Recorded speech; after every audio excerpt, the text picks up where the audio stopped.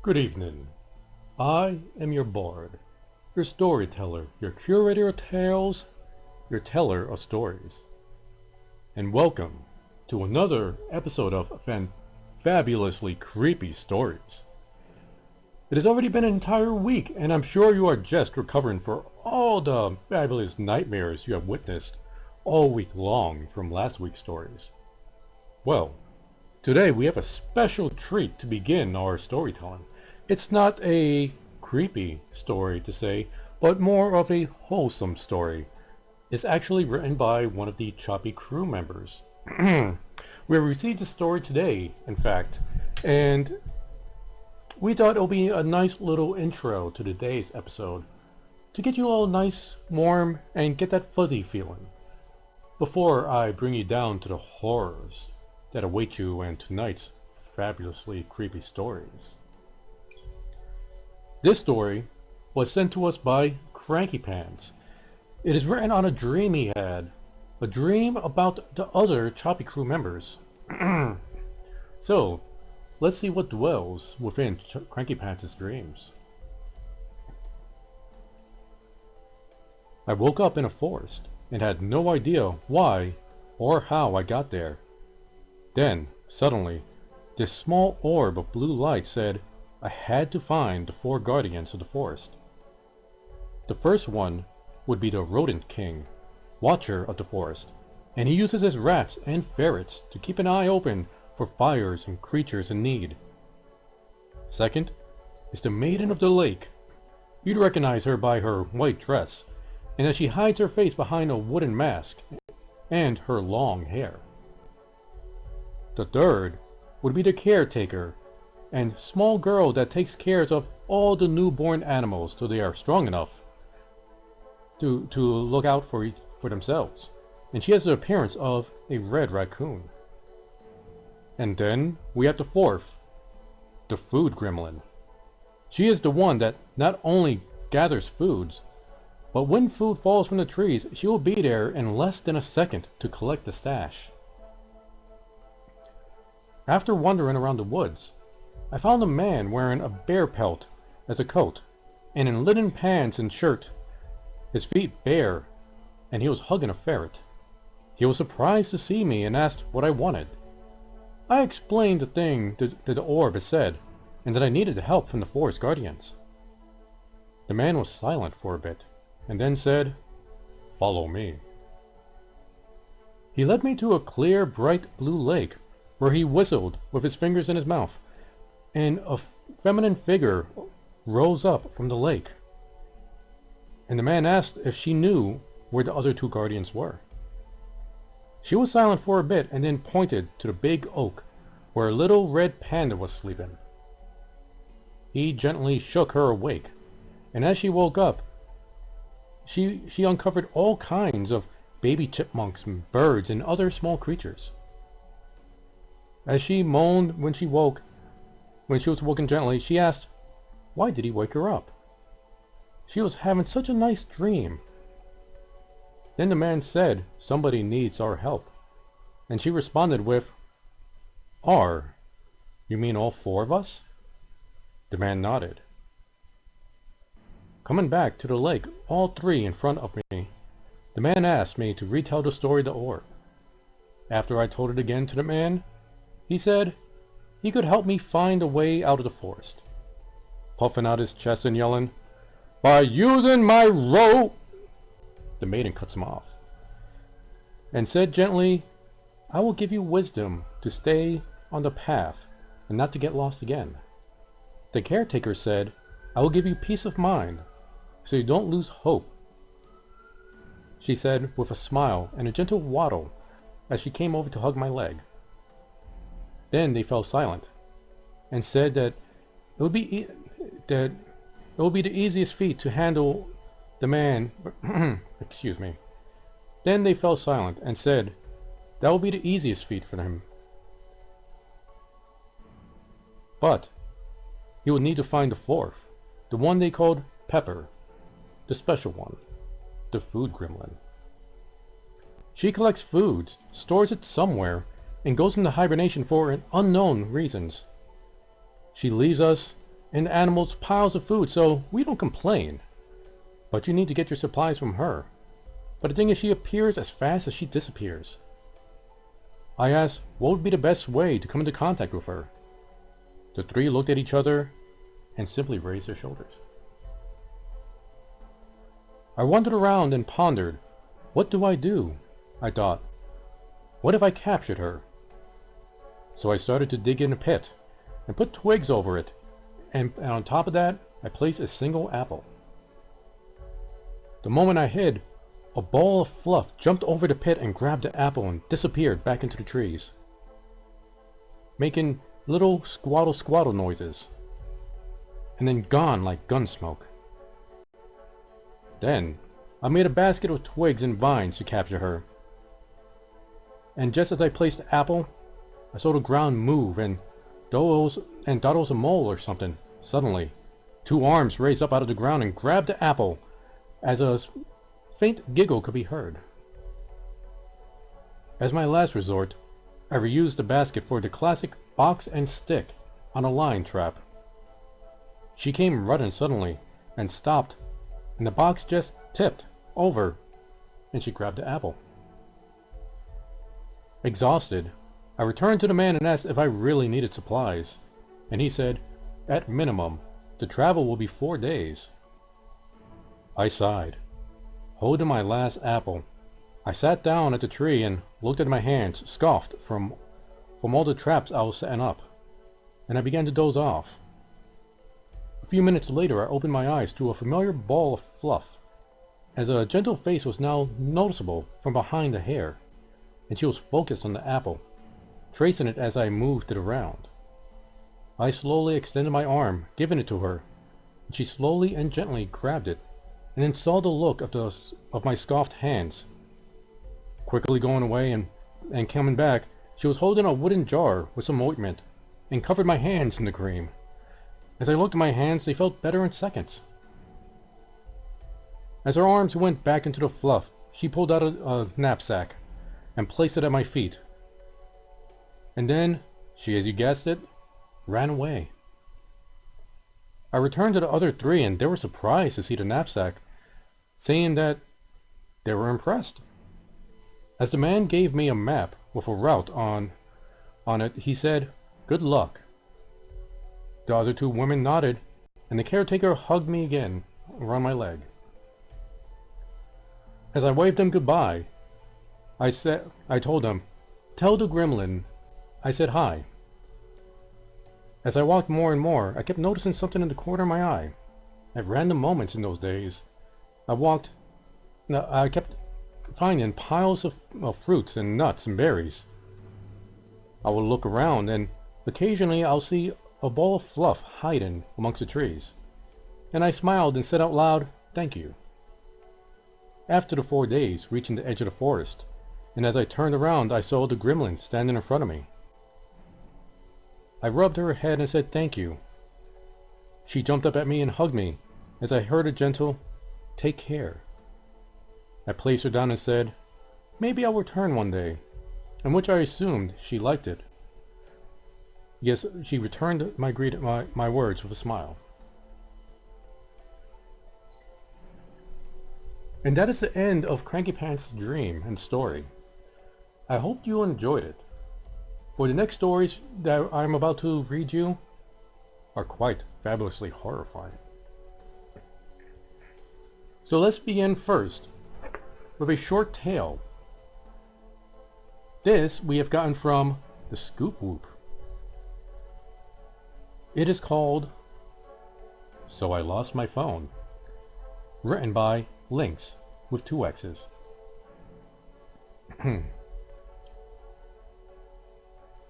Last night, a friend rushed me out of the house to catch the opening act of the local bar's music night. After a few drinks, I realized my phone wasn't in my pocket. I checked the table we were sitting at, the bar, the bathrooms, and after no luck, I used my friend's phone to call mine. After 2 rings, someone answered, gave out a low, raspy giggle, then hung up. They didn't answer again. I eventually gave up and figured the phone was a lost cause and just headed home. When I got home, I found my phone laying on the nightstand, right where I left it. Well, it wasn't that nice of the person to return the phone, I'd assume. So I hope you're enjoying these tales thus far, because we're just about to get into the main event. Well, we are going to go back into the stories that we obtained from Creepypasta. This one is a little bit longer than others. This one I actually wanted to read last week, but we ran out of time. So I'm glad we were able to catch up on this one. This story is called Dandelions, written by Stephanie Sissom. I believe I'm saying that right. So let's begin. The first time I saw Brett, I was 19. I found a job working security at Dave's storage unit. My duties included keeping vagrants and thieves from disturbing the 40 rental units that were laid out in the 5 neat rows in the middle of downtown Atlanta, and helping customers with lost combinations in their locks. It wasn't the safest part of town to be working at a night shift, but it seemed to be easy work, and hours meshed nicely with my class schedule at the community college. I trained 2 shifts on day, and then showed up on that Thursday at 10 p.m. for my first shift alone, or so I thought. I arrived 10 minutes early. A guy in a Fall Out Boy t-shirt sat on one deck playing solitary, and a girl with long blonde hair had her feet propped up on the other, with a ball cap pulled down covering her face. "Hi," I said when he looked up. "I'm Jason, new guy." "I'm Tom," he said and started shoving stuff into his backpack. "Quiet day so far. Good luck. The crazies come out at night." The girl lowered her head and stared at me. She was the kind of beautiful that just stops a guy in his tracks. Big green eyes, full lips, flawless skin. I realized I was staring and mumbled a hi in her direction. Her eyes widened and she tipped her head in greeting. Tom looked up at me, eyebrows raised. "Yeah, so all the keys are at the top drawer. No, at the top drawer of the file cabinet, along with the master list and the combination locks. Don't give anyone access unless they show you 2 forms of ID, and you make a copy of it. They'll fire you if you're not a stickler about it. And it has to be the person with the name on the contract, not a girlfriend, not a wifey. Some guy almost got canned because he let a wife in and she left with the whole stamp collection in the middle of the divorce."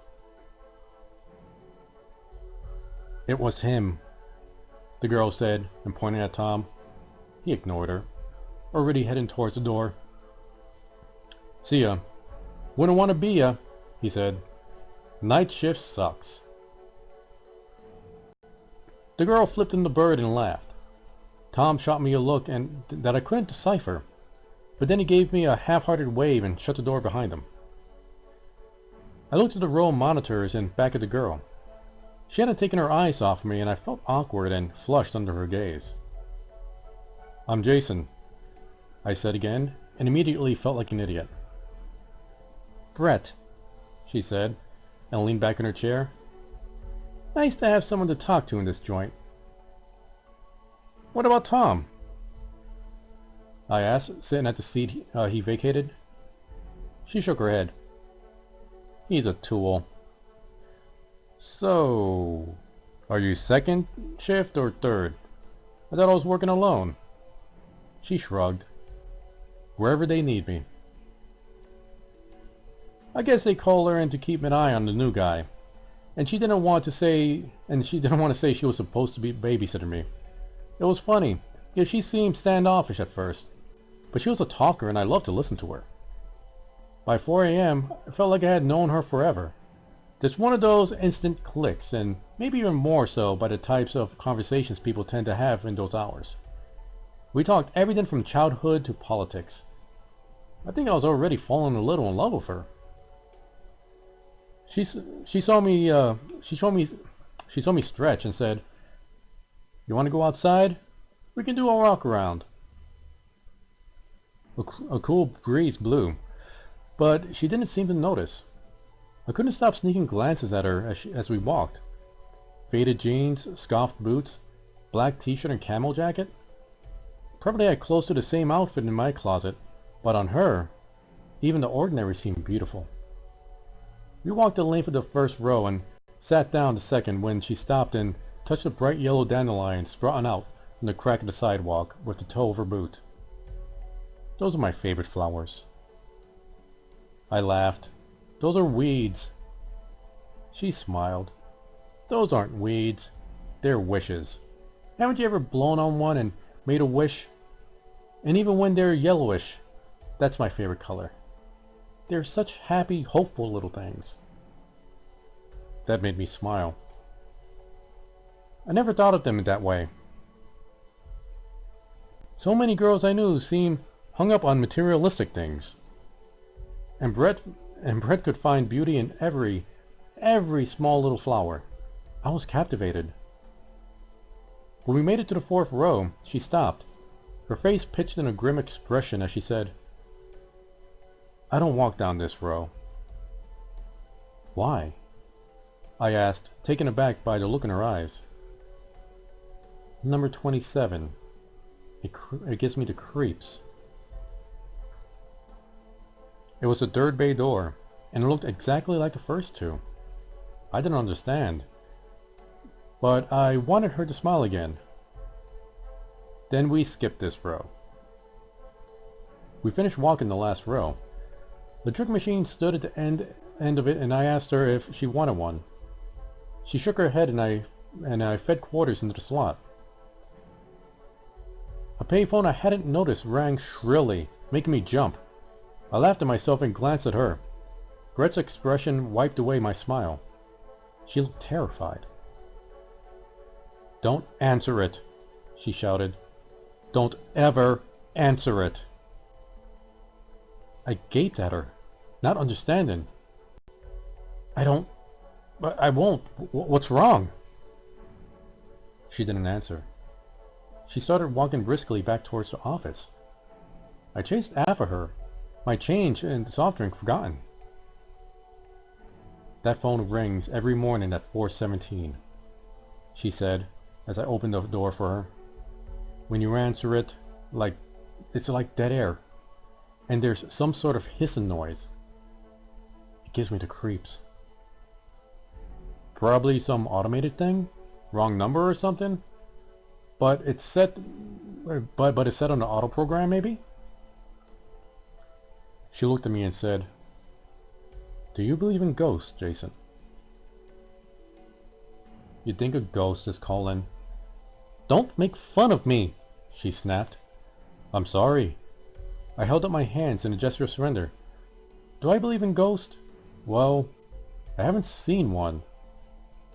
She made a scoffing noise, and I said, "But I won't rule them out. My grandmother believed in ghosts, and she said she had the sight, and swore that some people in our family could see them. Some had the gift of precognition, too. She was very smart and a reasonable lady." Mollified, Brett sat at the desk. "So, do you think everyone becomes a ghost when they die? Or do some move on to someplace else? Why would people be stuck here?" I shrugged. "Unfinished business? Violent death? I don't know. What do you think?" She took a moment before responding. "Maybe the unfinished business. Maybe. Maybe there just isn't anything else." The easy vibe of our earlier conversation disappeared. She seemed anxious, stressed. No matter what I tried to talk about, she seemed distracted. When Abe, the old guy on the first shift, appeared to relieve us, she walked out the door without saying goodbye. I bid a hasty good morning to him and ran to catch up. I almost lost her, but I spied her head as she got on the train. It'd been a long time since I heard a Marta pass, so I had to dig for the 250 fare. She frowned when I sat next to her in the back, and I realized I probably looked like some creepy stalker guy. Too late now, but I didn't want her to be upset at me. I really liked this girl. "What are you doing?" she asked, and I wanted to run, but the train just lurched forward. "I feel like I upset you, and I'm sorry." She looked at an elderly lady in the next row, who was staring at us. Brett shook her head, like it was okay, but the lady got up and moved towards the front. "It's not you," Brett said, "but I don't want to talk about it."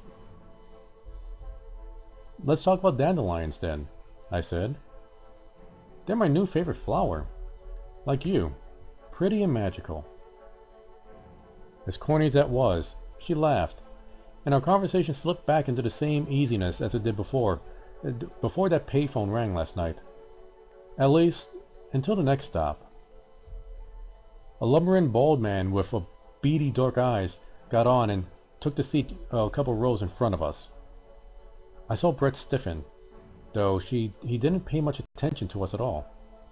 His gaze fixed on a pretty Latina who sat in the middle, playing with her smartphone. The rest of the ride, Brett never took her eyes off the man. It wasn't pleasant to look at, but I didn't understand her terror. "This is my stop," she said, and stood. The dark-haired girl also stood. "Brett," I said, where are we? I need to go back for my motorcycle." She laughed then. The tension evaporated from her face. "You crazy boy. It will circle back around in about 6 more stops. I'll see you tonight." She waved and walked forward, giving the man a wide berth.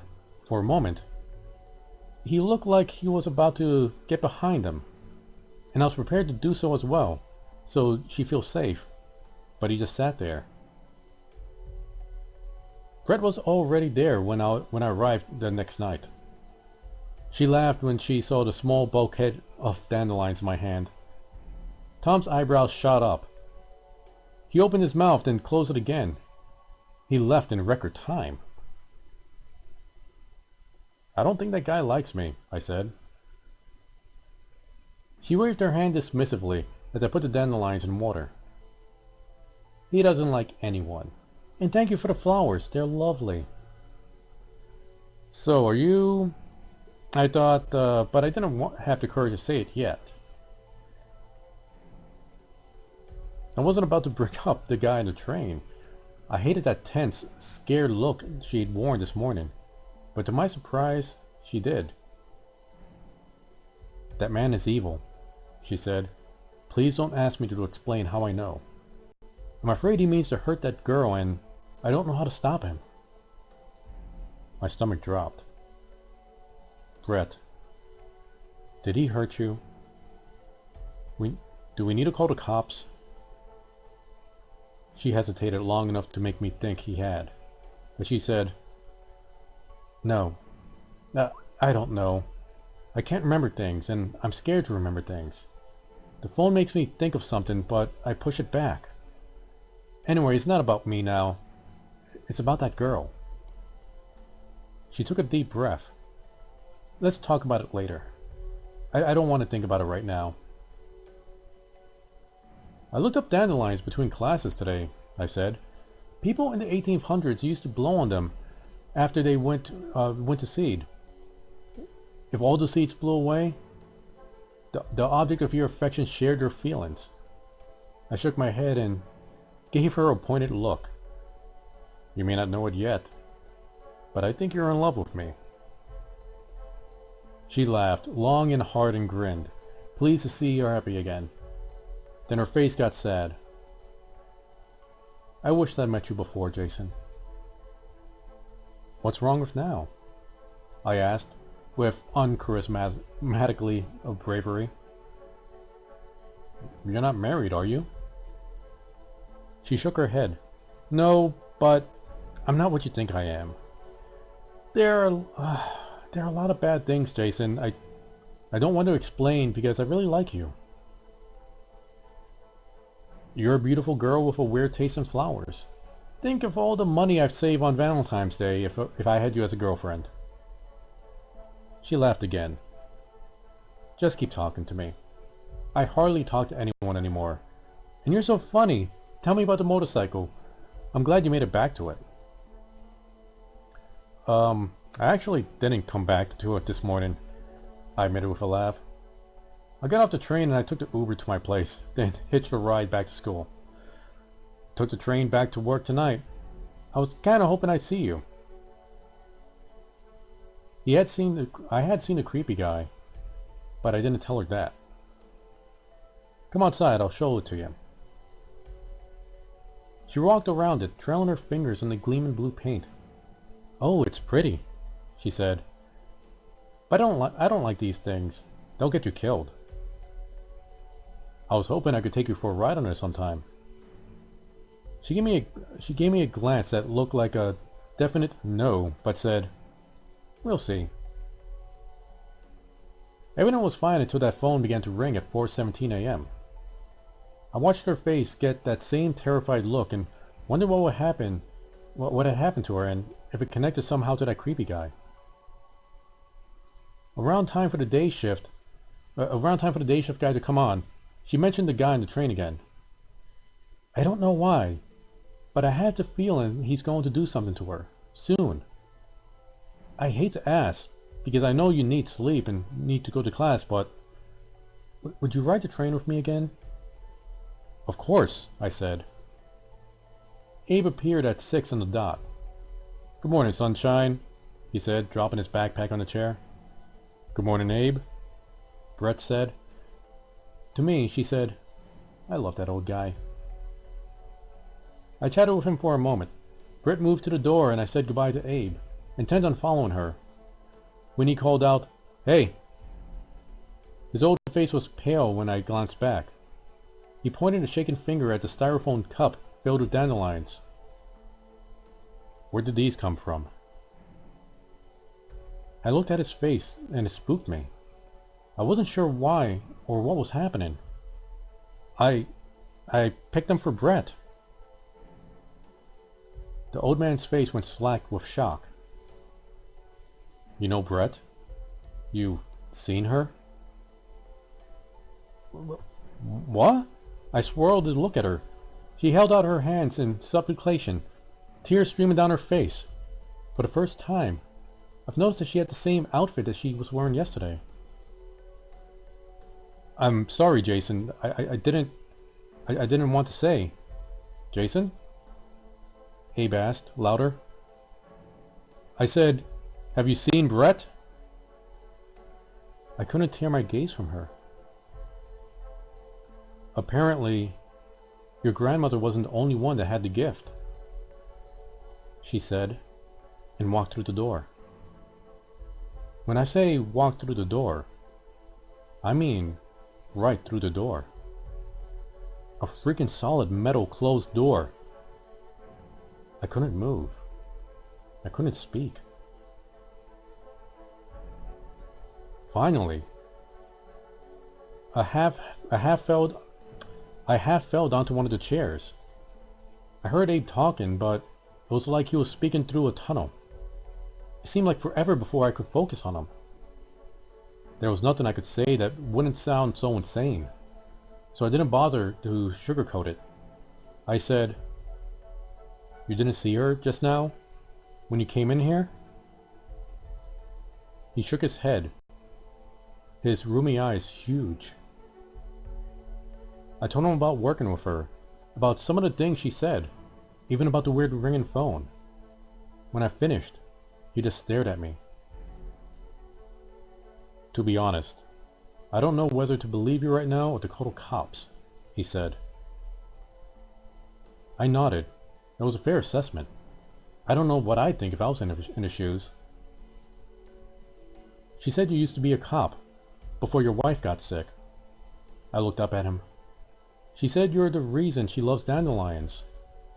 You told her about how your wife loved them and how you decorated her hospital room with them before she died. Brett said it was the most romantic thing she's ever heard. Abe sat heavily on the chair. I did tell her that. Can I ask you to describe her for me? I did, down to the scuffed boots, and he nodded. Then he reached into the desk drawer and pulled out a picture of her. It was Brett, all right. But on a missing poster. The clothing described as the last outfit she was seen wearing, and it was what I seen on what she was wearing tonight. She went missing from her shift here 6 months ago. I showed up and this place was wide open. There was a great deal of blood out by the payphone. The police never had any leads. I gestured at the row of monitors. One showed a drink machine and phone. What about the cameras? Installed after the fact. Because of her. Too little, too damn late. He frowned forward, giving me a hard stare. I loved that little girl. She was like a daughter to me. I brought her dandelions myself. I've never believed in ghosts, but I saw your face this morning. I believe that you saw her, or you're some kind of nut that thinks he saw her. But I don't know how you know some of the things you know, and I don't know what's the case with that. Brett and I worked together some, before we lost personnel and she got bumped into the nights. I think she would have mentioned you, and I only told her the dandelion story right before she went missing. You could be the nut who took her, but I don't think so. I can't imagine why she shared something like that with the person who would hurt her. If you see her again, ask her how much mail order brides cost. What? I felt like I'd fallen back into the rabbit hole again. Nothing made sense. I was wondering if I was dreaming. Just do it, Abe said. Now go home. You look like crap. Only when I stumbled into the parking lot did I remember my promise to ride the train with her.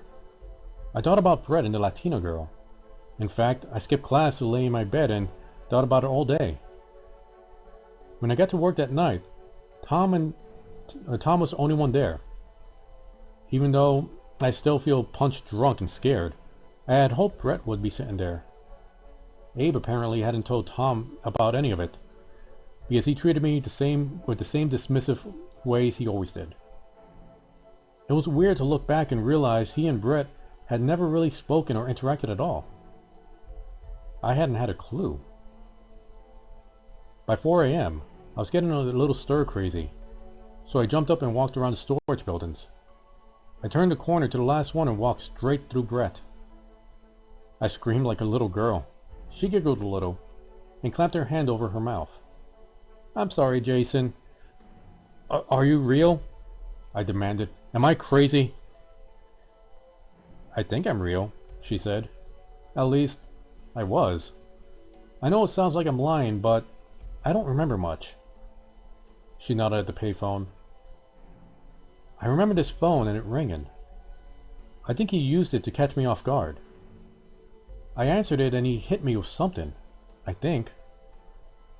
She pitched the bridge of her nose. I think he's about to kill that girl on the train. Maybe I'm supposed to help her. Abruptly, she swung her fist at my arm and it passed right through it. I yelped. Stop doing that! Despite everything, she laughed. I was just checking. I don't know how I'm supposed to stop him when I can't see him, when he can't see me and I can't touch him. She winked. On the bright side, I bet you look crazy as hell on the security camera right now. I scowled at her. Then something occurred to me.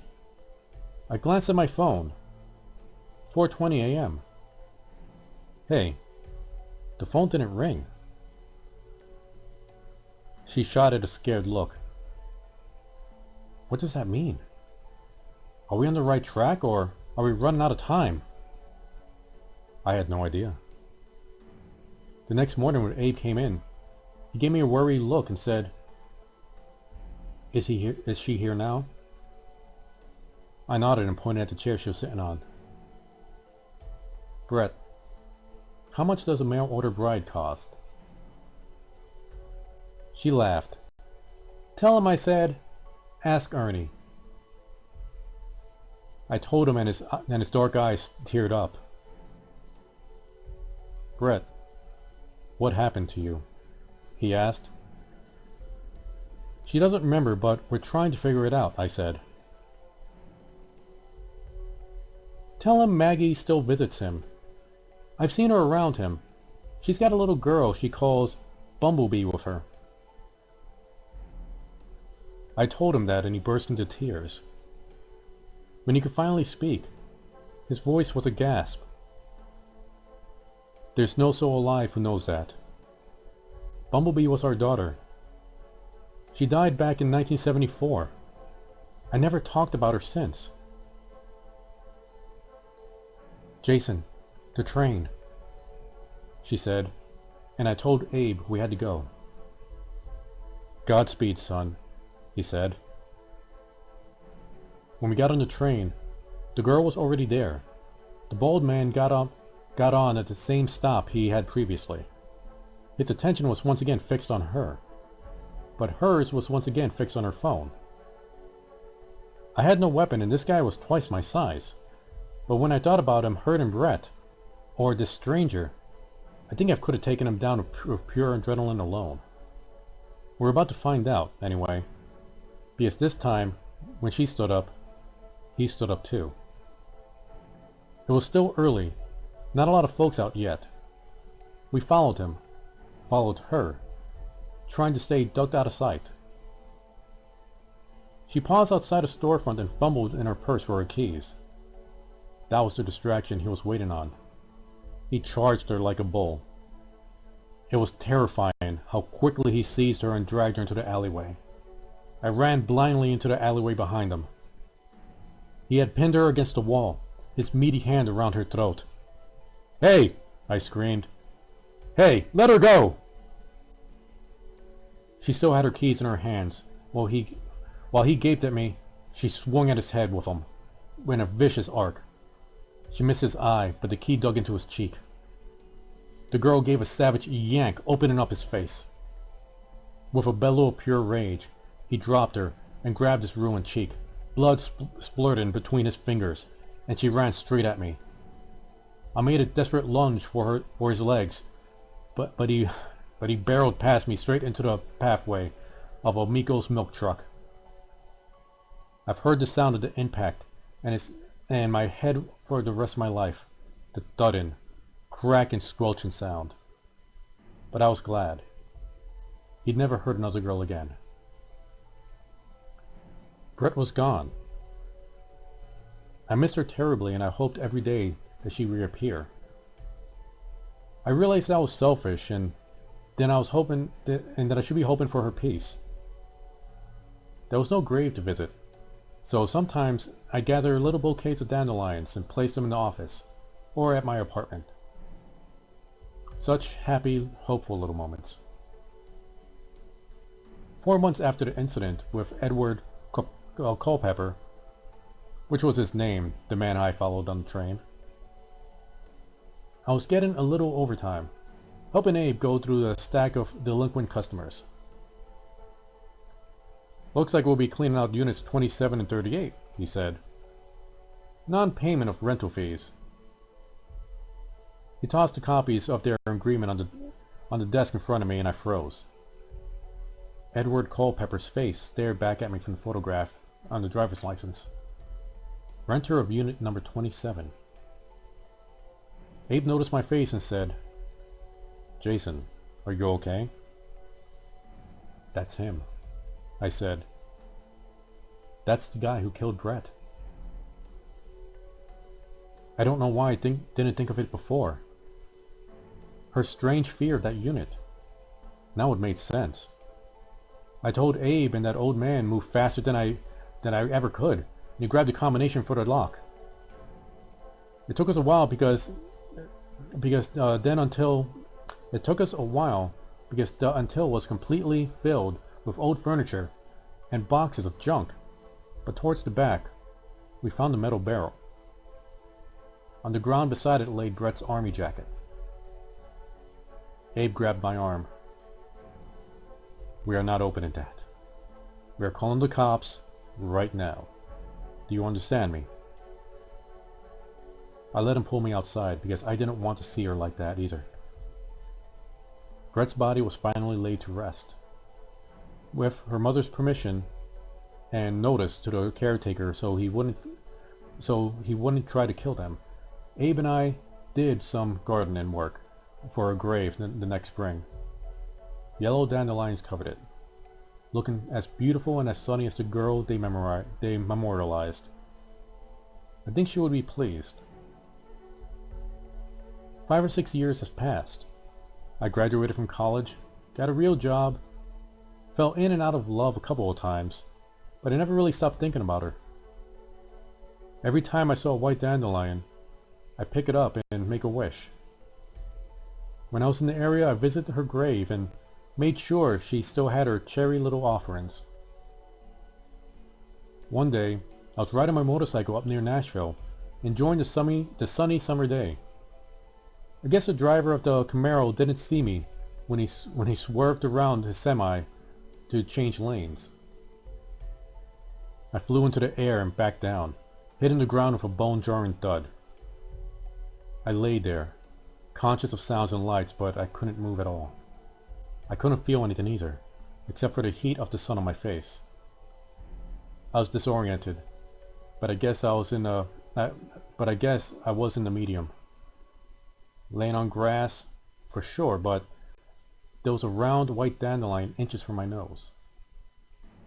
Blackness seeped on the edges of my peripheral vision. I couldn't blow on it, but I made a wish anyway, then passed out. When I came to, I still couldn't move, but I felt a little more. Specifically, I felt someone nudging me by my side. I looked up and I saw Brett prodding me with the toe of her boot. "Are you gonna lay there all day?"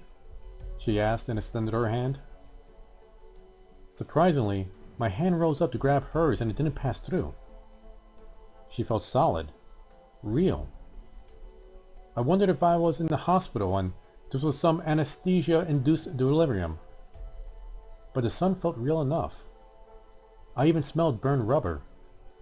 I let her help me up and I stood up there for a moment, swaying.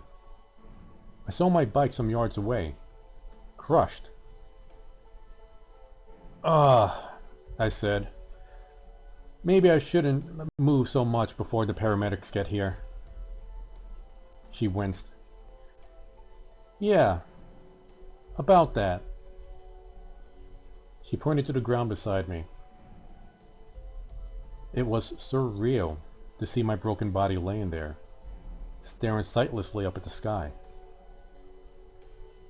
"Oh," was all I could say. She shook her head. "I told you, those things will kill you." "So, now what?" I asked. "Is there a bright light we walk towards, or what?" "You're so calm. I always liked that about you." She shrugged. "If there's something we're supposed to be walking toward, I haven't found it yet. Maybe it's just me and you." "Maybe it's my wish," I said, and she raised an eyebrow. "I made a wish right before I passed out. Well, died, however you want to say it." She scrunched up her nose. "Oh yeah? Is that why I'm here? What was the wish?" "Just one I've wished 1,000 times now.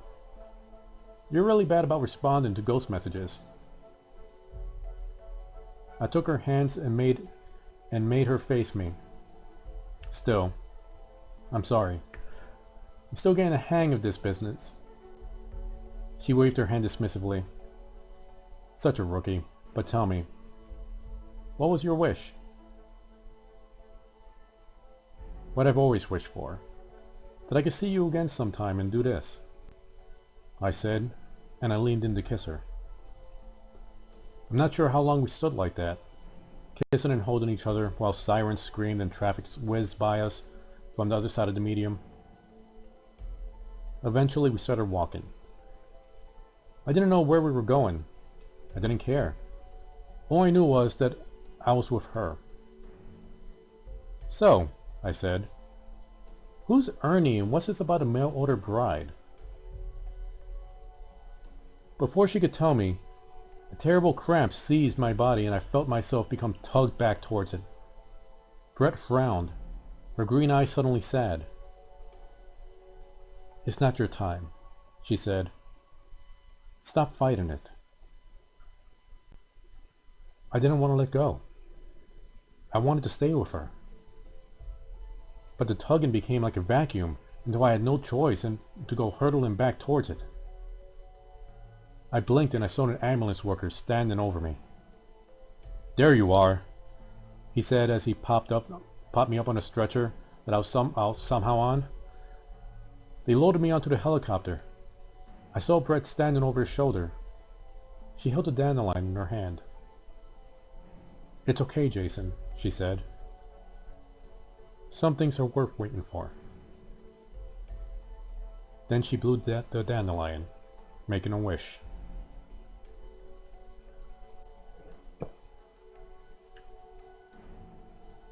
And that is the end of that tale. Welcome to the stream, Pepper Tea, and thank you so much for the lemon. It is always appreciated. I hope you all enjoyed that tender tale. While with a few horrifying moments, it did have quite a melancholy type of ending, but a hopeful one nonetheless. Perhaps the next few will be a bit more fabulously horrific. We'll see. Now this next one is much shorter than the one we just previously read. Oops. Excuse me. Mic got it a little bit too close.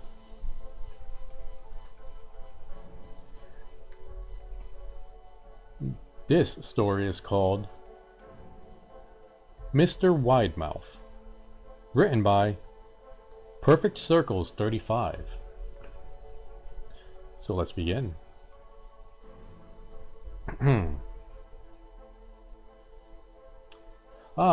Welcome to the stream, Knuckles. I'm so happy that you enjoyed it.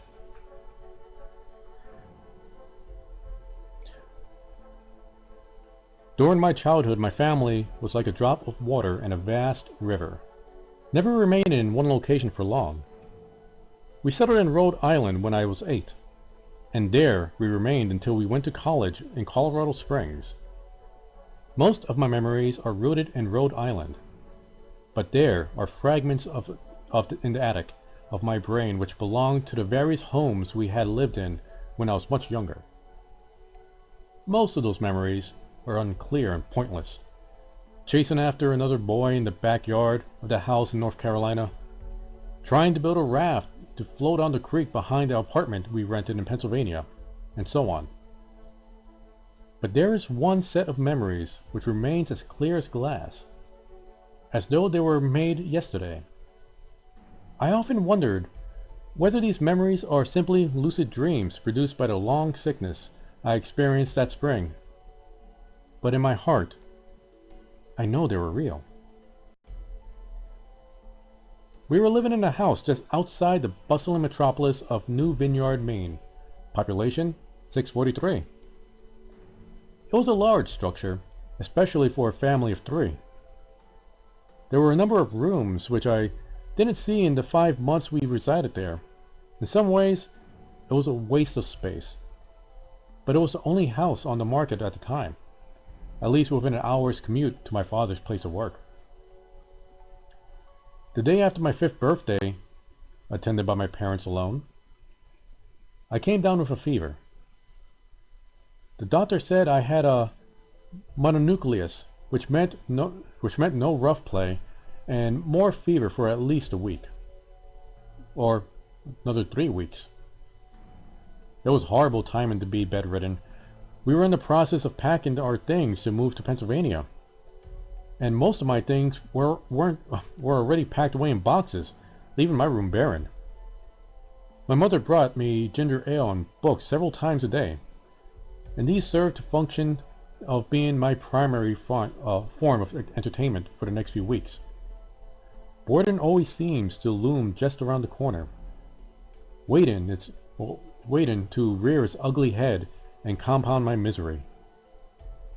I don't exactly recall how I met Mr. Widemouth. I think it was perhaps a week after I was diagnosed with mono. My first memory of the small creature was asking him if he had a name. He told me to call him Mr. Widemouth, because his mouth was large. In fact, everything about him was large in comparison to his body. His head, his eyes, his crooked ears, but his mouth was by far the largest. "You look kinda like a Furby," I said as he flipped through one of my books.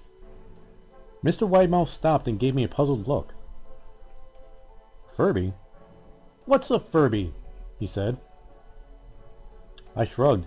"You know, the toy. The little robot with the big eyes. You can pet it and feed them, almost like a real pet." "Oh," Mr. Widemouth resumed his activities. "You don't need one of those. They aren't the same as having a real friend." I remember Mr. Widemouth disappearing every time my mother stopped by to check in on me. I lay under your bed," he later explains. "I don't want your parents to see me because I'm afraid they won't let us play anymore." We didn't do much during those first few days. Mr. Widemouth just looked at my books, fascinated by the stories and pictures they contained. The third or fourth morning after I met him, he greeted me with a large smile on his face. "I have a new game we could play," he said. "We have to wait until after your mother comes in to check on you, because she can't see us play it. It's a secret game." After my mother delivered more books and soda at the usual time, Mr. Widemouth slipped out from under my bed and tugged my hand. "We have to go to the room at the end of the hallway," he said. I objected at first, as my parents had forbidden me to leave my bed without their permission, but Mr. Widemouth persisted until I gave in. The room in question had no furniture or wallpaper. Its only distinguishing feature was a window opposite the doorway. Mr. Widemouth darted across the room and gave the window a firm push, flipping it open, and then beckoned me to look out at the ground below. We were on the second story of the house, but it was on a hill, and from this angle, the drop was further than 2 stories due to the incline. "I like to play pretend up here," Mr. Widemouth explained. "I pretend that there's a big, soft trampoline below this window, and I jump. If you pretend hard enough, you'll bounce back up like a feather. I want you to try." I was a 5-year-old with a fever, so only a hint of skepticism darted through my thoughts as I looked down and considered my possibilities. "It's a long drop," I said. "But that's all part of the fun. It wouldn't be fun if it was only a short drop. If it were that way, you may as well just bounce on a real trampoline." I toyed with the idea, picturing myself falling through thin air only to bounce back up to the window on something unseen by human eyes. But the realist in me prevailed. "Maybe some other time," I said. "I don't know if I have enough imagination. I could get hurt." Mr. Widemouth's face contorted into a snarl, but only for a moment.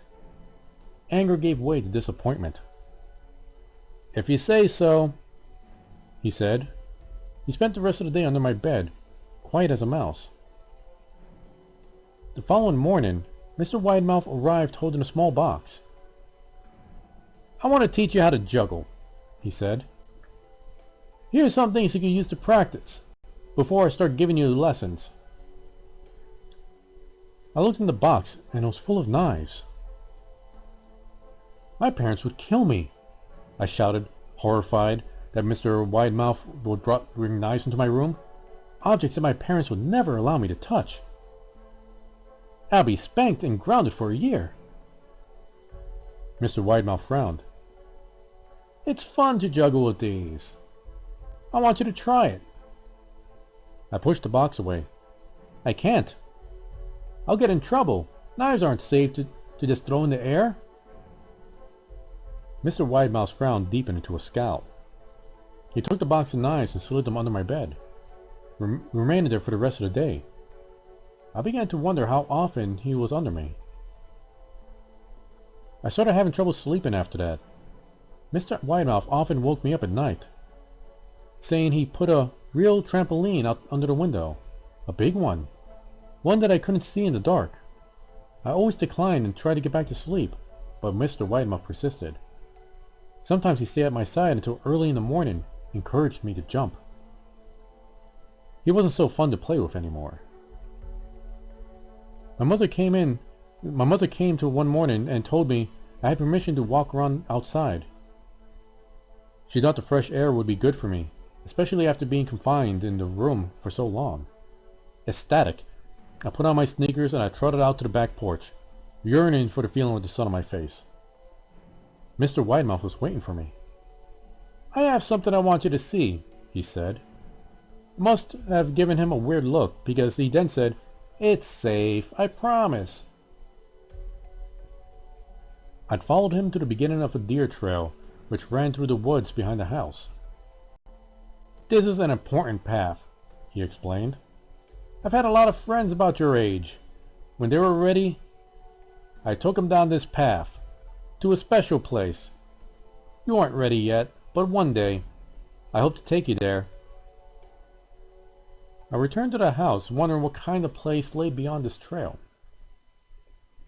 2 weeks after I met Mr. Widemouth, the last load of our things had been packed onto the moving truck. I would be in the cab of the truck, sitting next to my father for the long drive to Pennsylvania. I considered telling Mr. Widemouth that I would be leaving. But even at 5 years old, I was beginning to suspect that perhaps the creature's intentions were not for my benefit, despite what he said otherwise. For this reason, I decided to keep my departure a secret. My father and I were in the truck at 4 a.m. He was hoping to make it to Pennsylvania by lunchtime tomorrow, with the help of an endless supply of coffee and a 6-pack of energy drinks. He seemed more like a man who was about to run a marathon rather than one who was about to spend 2 days sitting still. Early enough for you? He asked. I nodded, and I placed my head against the window, hoping for some sleep before the sun came up. I felt my father's hand on my shoulder. This is the last move, son, I promise. I know it's hard on you, as sick as you've been. Once Daddy gets promoted, we can settle down and you can start making friends. I opened my eyes as we backed out of the driveway. I saw Mr. Widemouth's silhouette in my bedroom window. He stood motionless until the truck was about to turn into the main road. He gave a pitiful little goodbye wave, steak knife in hand. I didn't wave back. Years later, I returned to New Vineyard. The place of land our house stood upon was empty except for the foundations, as the house burned down a few years after my family left. Out of curiosity, I followed the deer trail that Mr. Widemouth had shown me. Part of me expected him to jump out from behind a tree and scare me. But I felt that Mr. Widemouth was gone, somehow tied to the house that no longer existed. The trail ended at the New Vineyard Memorial Cemetery. I noticed that many of the tombstones belonged to children.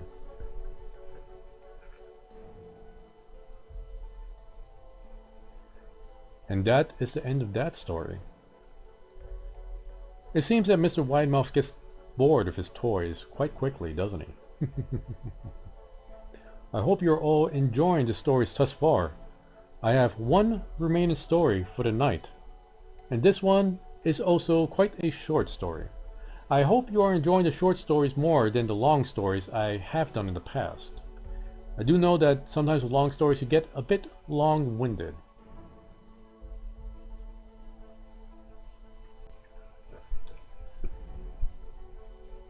So, our final story for the night is called Pretend.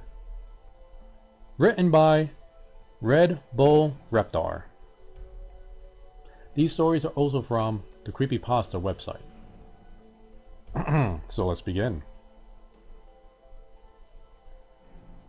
Luke stepped out of the warm comfort of his best friend's house into the cold winter air. The sun was quickly slipping between the horizon of the trees and of the forest cast long twisted shadows across the yard. Luke said goodbye to his friend and thanked his mother for having him over. As their goodbyes drew to a close, the front door swung shut, and the silence fell over Luke. He stared out across the lawn into the twilight forest that awaited him.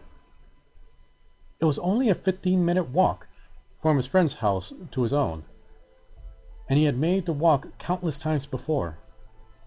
But as he watched the night descend upon the world, something sinister began to fill the shadows. Luke knew what was coming next.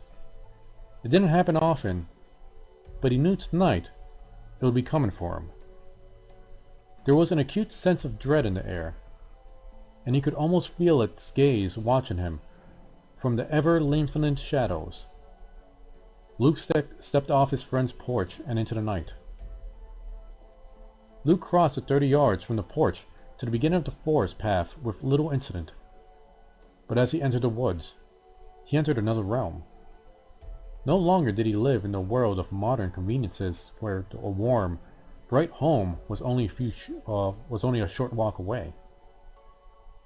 And instead was a primeval existence where danger lurked in every shadow, and his only salvation was a night's march away. Luke had been walking for a little over a minute when he began. Far in the distance, standing between two trees, it was there, standing motionless, watching him. Its twisted figure lit by the dying rays of the sun.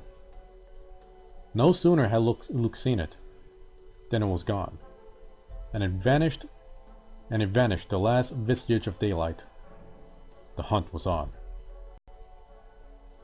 Luke began to move faster, but he had to hold himself back, knowing if he broke into a run, it would soon chase after him. This was not Luke's first time seeing the thing, and after enough encounters, he had learned the rules. He was not to run or scream, or it would be angry. If it was angry, Luke received a deep gash on his arm or leg. Luke had been fortunate to never anger it further. Luke knew if he kept it calm and walked home, the thing would not punish him. It would be terrifying, but he would arrive home alive. The first time he saw it, he had run home with his heart ready to rip itself out from his chest. He received a nasty cut down his leg for his troubles, and he arrived home dirty, bloody, and trembling. He had stumbled into the house and sunk to the floor, shaking and crying. When he told his mother what had happened, she dismissed the whole thing as a product of his overactive imagination. She promised to get rid of the thorn bush that had scratched him, and told him to calm down. Since then, he had stopped telling his mom when he saw it, and when the thing cut him, he hid it from her. Not only did his mother blame his imagination, but so did everyone else he tried to tell. His father, his brother, even his best friends blamed his overactive imagination. His father and brother told him to stop playing pretend and act his age. Luke was alone with his twisted companion. Luke continued onward, trying to contain his fear. Every second he fought the urge to scream and run for his life. Luke knew that it could appear at any moment. He might turn the corner and it would be in the middle of the path. He might glance on the side and see it behind the nearest tree. But no matter what, he would never see it for long. Luke was not even sure if it looked at him, as it never stayed in sight long enough for him to see its appearance in his memory. But although he rarely saw it, its presence never left. Whether it was noxious smells or filth and blood, ragged panting or drooling, Luke knew the thing was always close by.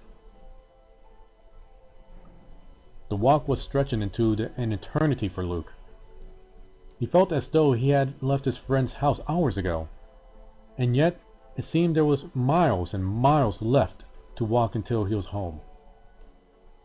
Luke began to pick up the pace a little, and as his steps quickened, he heard a shuffling gait behind him, and began to hear the rustling of leaves. This was incredibly odd, as he had never heard its footsteps before. They were close, but not so close that Luke was considering bolting. Oddly, these heavy footsteps made Luke feel better. He knew he couldn't possibly be imagining them. He could hear leaves rustle and the crunch behind his pursuer's feet. He could hear it physically impacting the world. Surely, that couldn't be his imagination.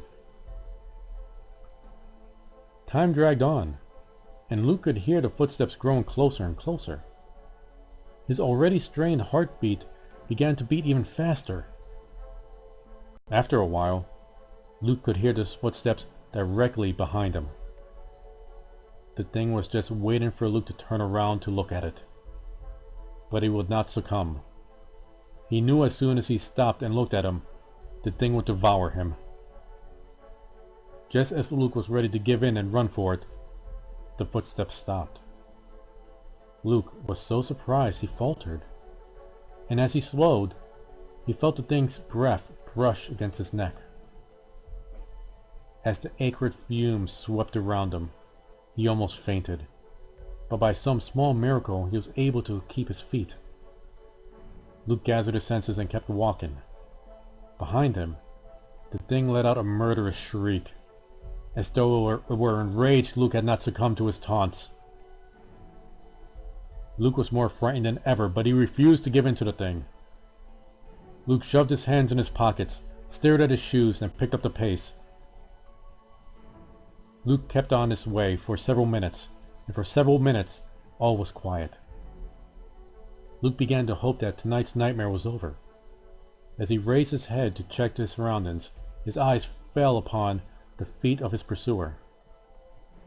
It was standing there in the middle of the path, waiting for him. Luke refused to look. He stared at his vile feet, refusing to meet his demonic gaze. His feet were sick and disfigured, with yellow cracked talons protruding from them. The largest one was curved like a raptor's, and stained with blood.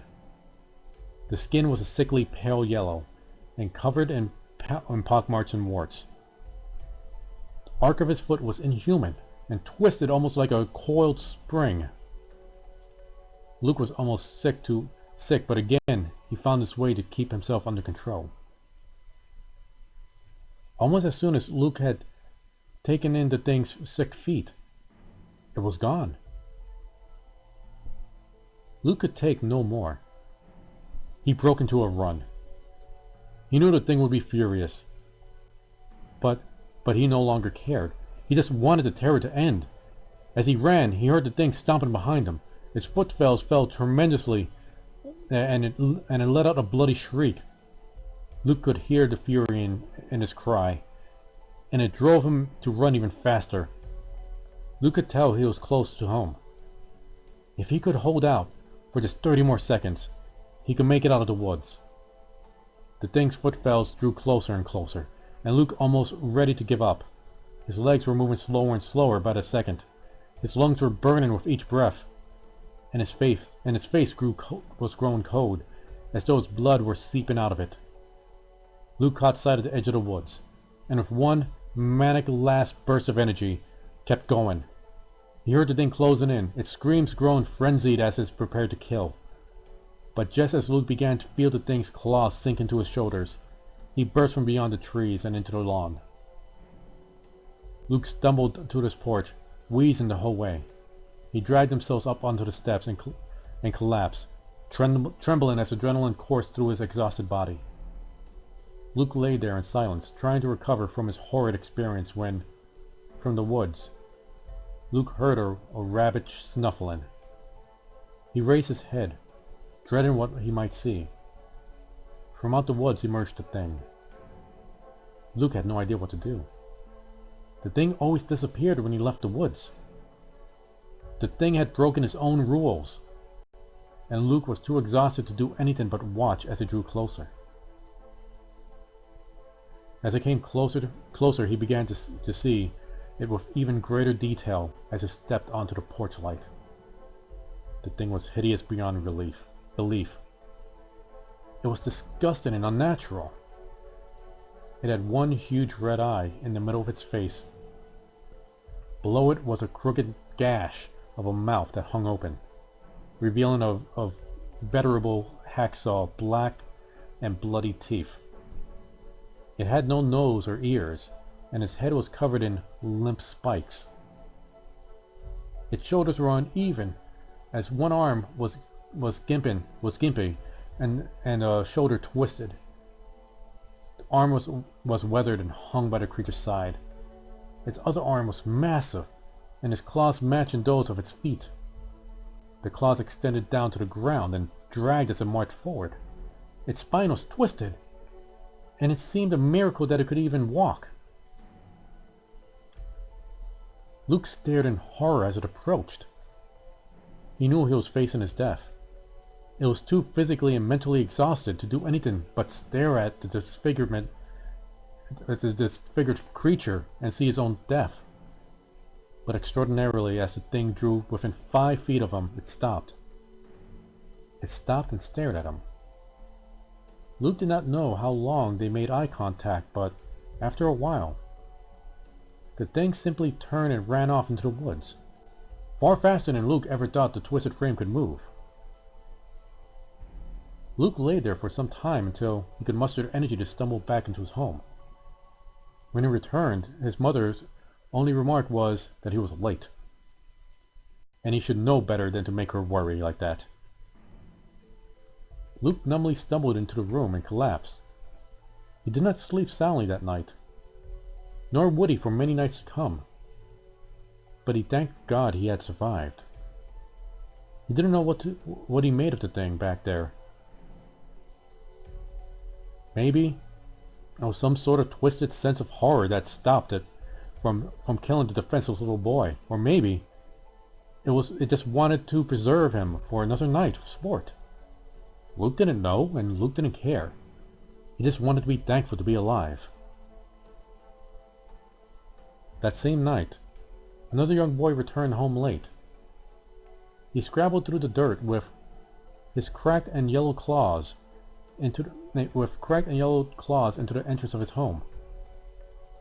As he lumbered into the dank cavern that was his home, the boy's mother demanded to know where the boy has been.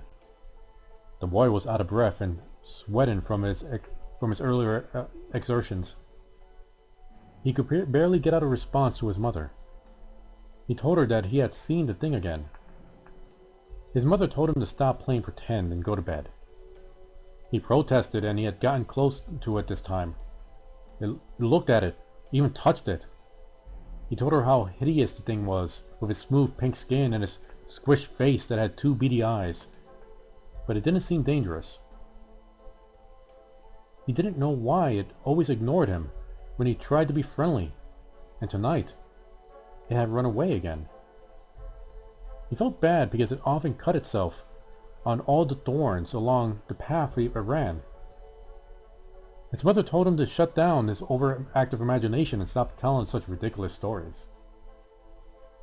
He grumbled as he shuffled back into his room and lay down on his bed of worms to go to sleep. He would get the thing to talk to him one day. He just had to keep trying. The thing often walked through his yard at night. He would just say hi to him again the next week.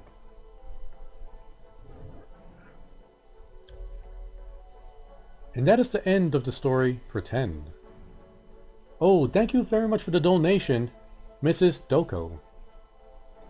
And it seems that in that story, both the monster and the boy were playing pretend with each other. Oh. Trying to crack the language barrier could be such a difficult thing. Especially when you speak the language of clawing each other. Or one clawing the other, rather. But that is the end of our stories for tonight. And I hope you have all enjoyed the fabulously creepy stories. And I hope you all arrive again next week for when your nightmares subside and you need fresh new ones. Now remember, tomorrow Choppy will be back to play his Space Marine game. And I hope you will always return to watch these streams. We always appreciate it. But for tonight, I hope you all have fabulously wonderful nightmares. Till then, sweet dreams.